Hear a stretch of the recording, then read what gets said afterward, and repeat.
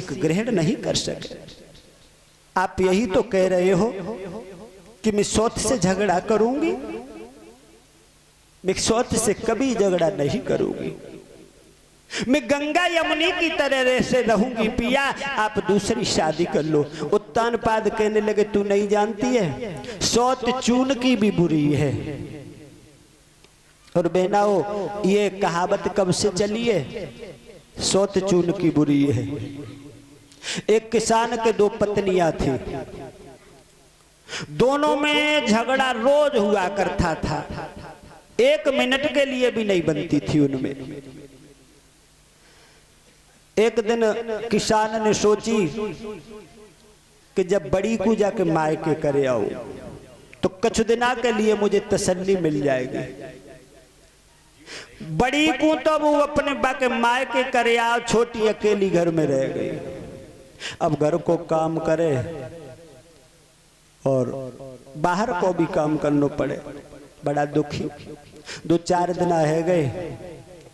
एक दिन किसान को भोजन कराओ, खटिया ते जाके मुड़ के गाय बैठ गई।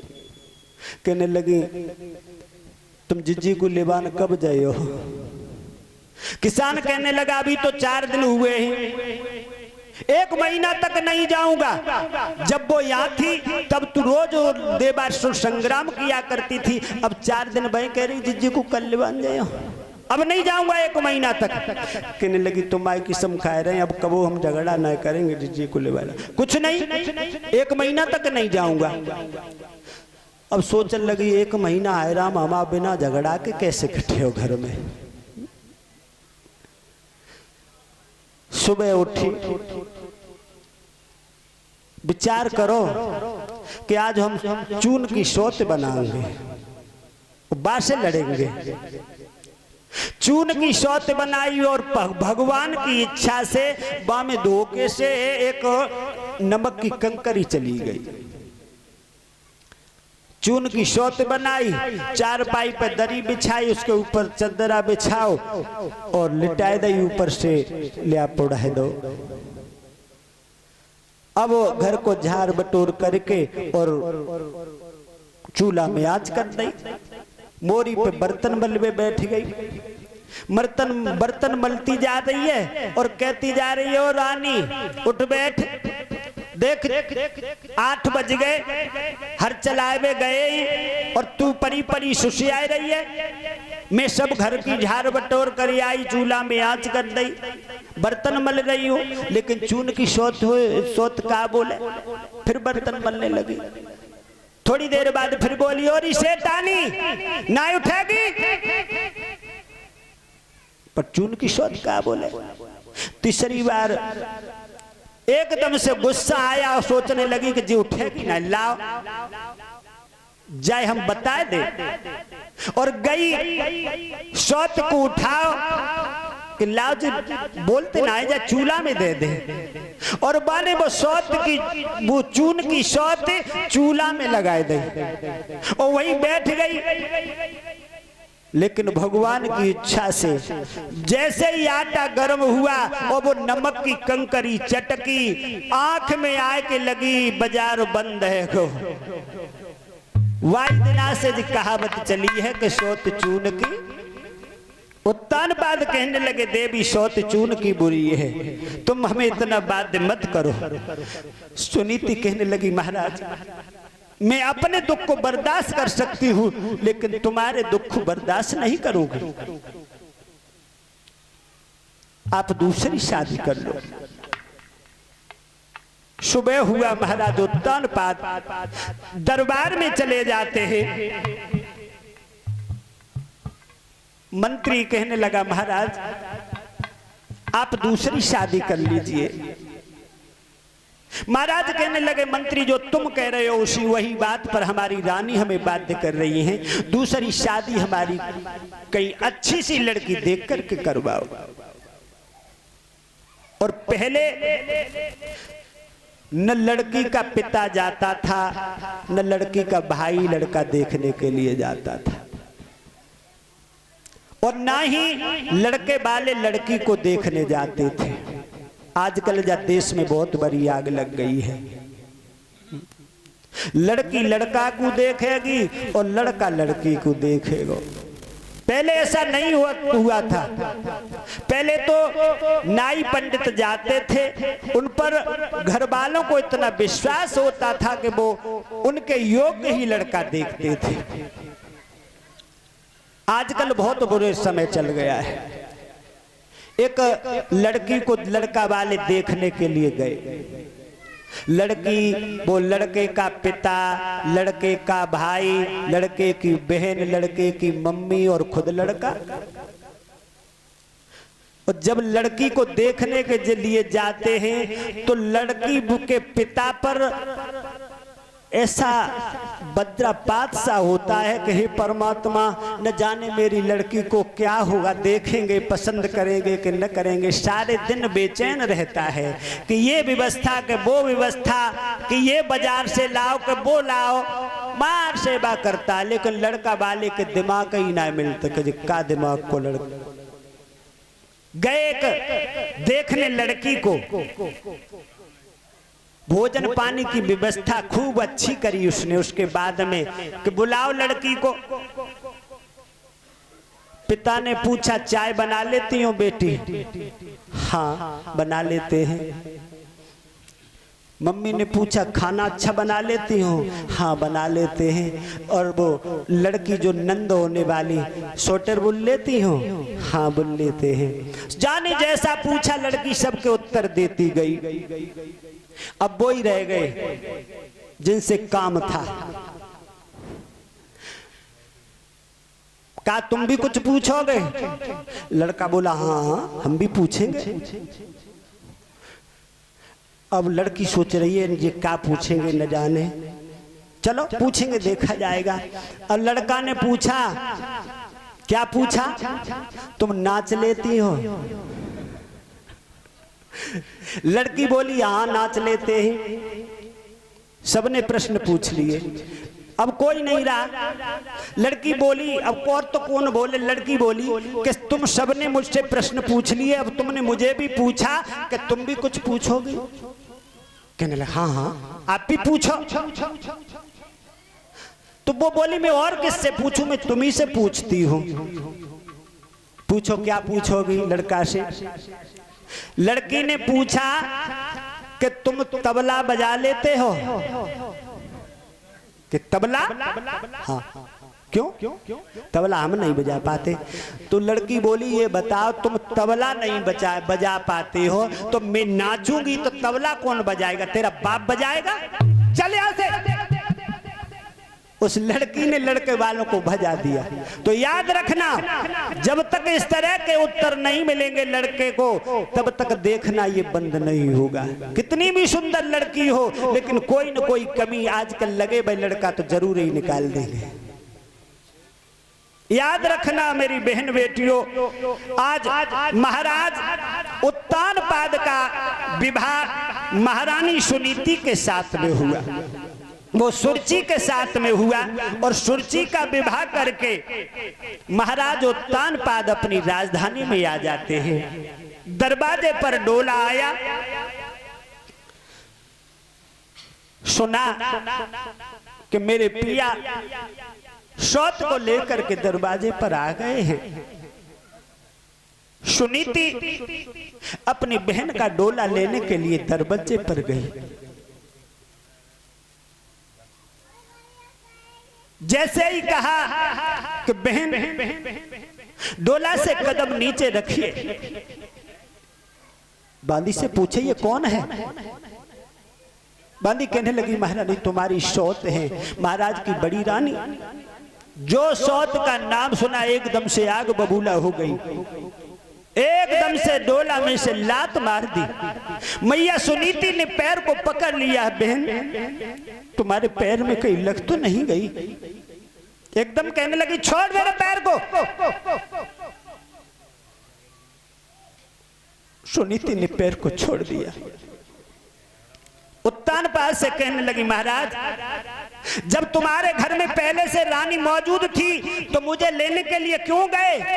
मेरे बाबुल के दरवाजे पर क्यों गए तुम? मेरे डोला को वापस करवा दो। मैं शौत के साथ एक मिनट भी रहना पसंद नहीं करती हूं। आज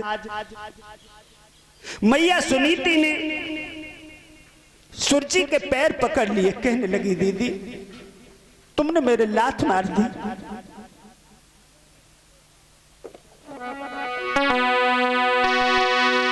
मेरी पीठ बीमारी लात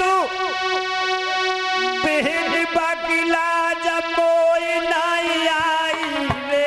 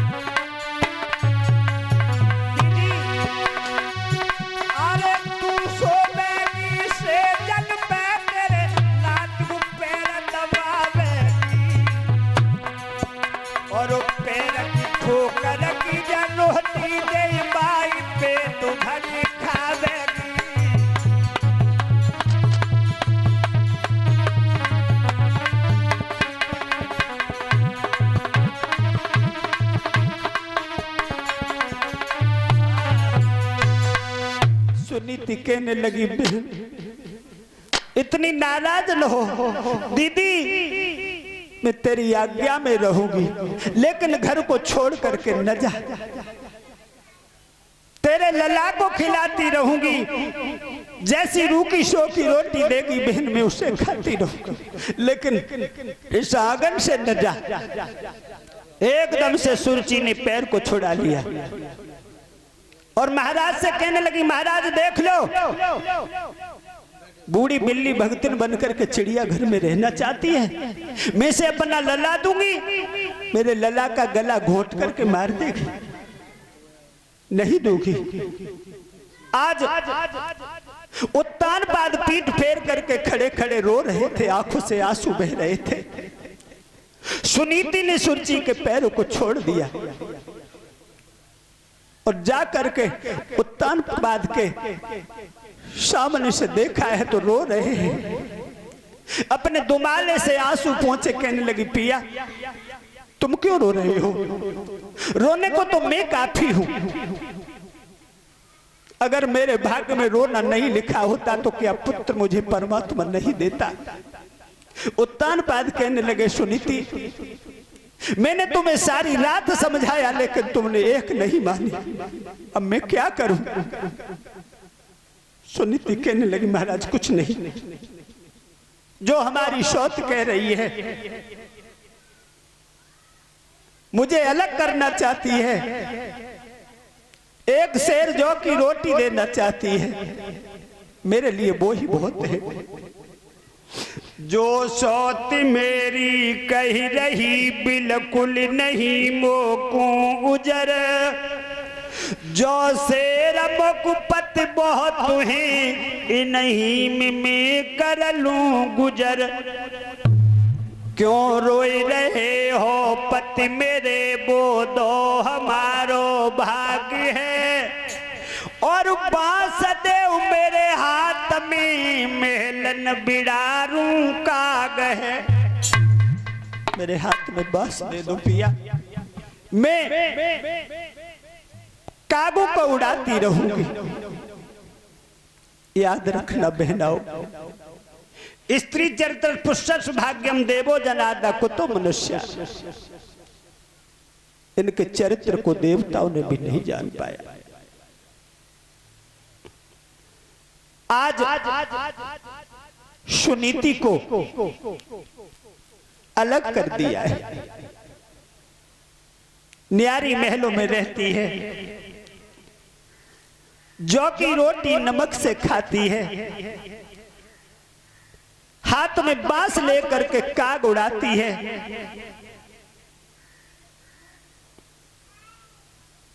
बड़ा ही दुख की घड़ी है। धीरे धीरे 6 महीना व्यतीत हो गए मैया को। एक दिन आधी रात का समय है और मैया सुनीति ने विचार किया कि अब तो इस जीवन से मर जाए वो ही अच्छा है। और आधी रात्रि के समय पर मैया सुनीति कुआं में गिरने के लिए चली है। विचार करती जा रही है कि जिस घर में मैं जा दिन से आई हूं बिना पति की आज्ञा के, मैंने कभी घर से कदम बाहर नहीं दिया, लेकिन आज मैं बिना पति की आज्ञा से घर छोड़ करके जा रही हूं। कह रही है पिया मुझे क्षमा कर देना, मैं तुम्हारी बिना आज्ञा के जा रही हूं। मोई याद पल में तेरी आई रही है, मैं तो जा रही हूं।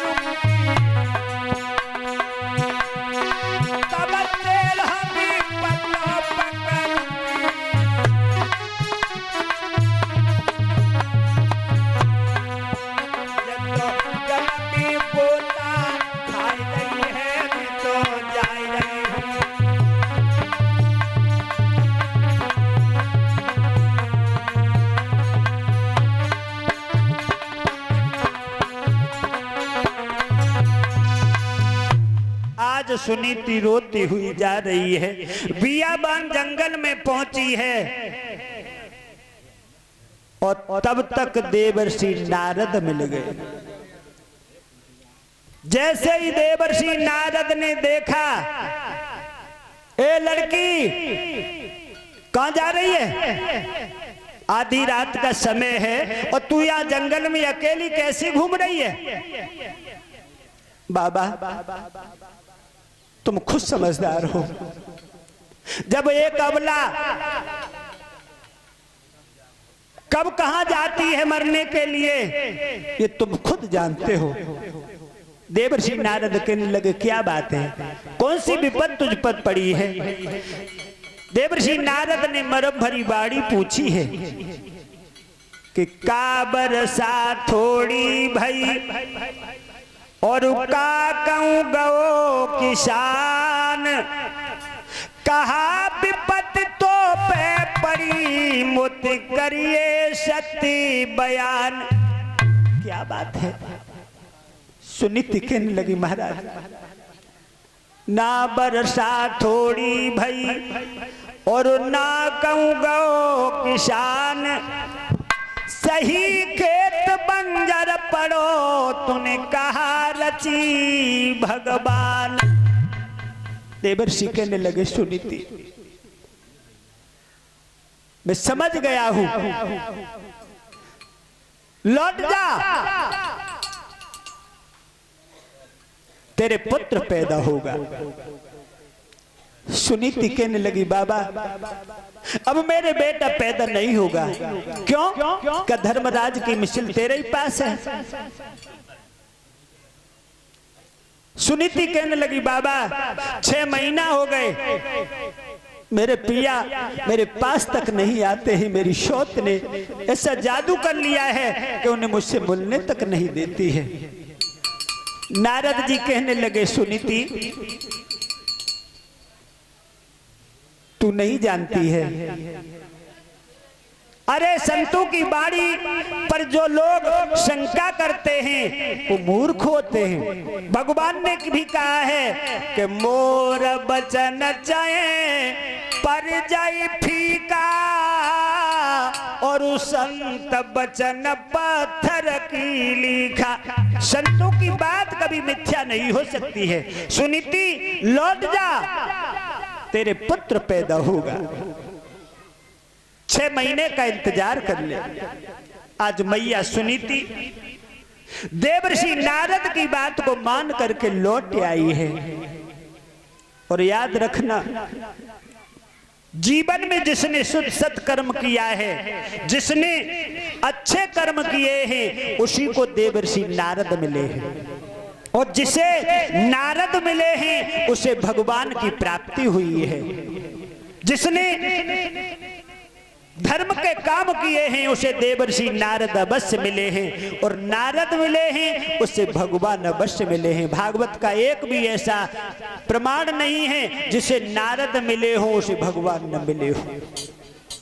इसलिए हमें जीवन में शुभ कर्म करने चाहिए।